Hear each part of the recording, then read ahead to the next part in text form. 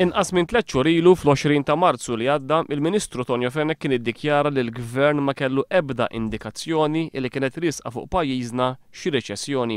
Al kontrarju kien qal Tonio Fenech il-Gvern kellu indikazzjonijiet li l-ekonomija kienet ser tibqa' tikber.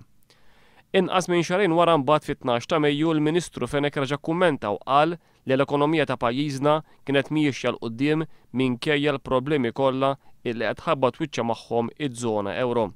Madankollu ftit ġimgħat biss wara dawn id-dikjarazzjonijiet ottimisti tal-Ministru Fenech, nhar il-ġimgħa sar magħruf li pajjiżna daħal f'riċessjoni ekonomika.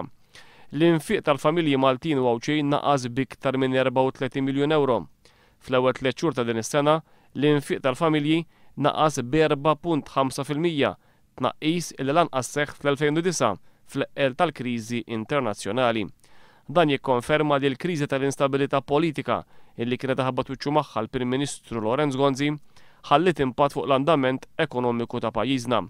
Fil-fatt l-ekonomija kienet b'0.3% fl-aħħar kwart tal-2011 meta bdiet tirranka l-instabilità politika hekk kif il-Ministru Ostingat salva minn vot ta' sfiduċja bil-casting vote tal-Speaker.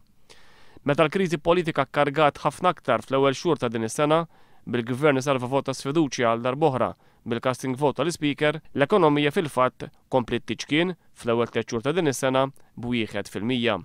Bil-konsegwenza illi minn nhar il-ġimgħa pajjiżna daħal f'riċessjoni ekonomika.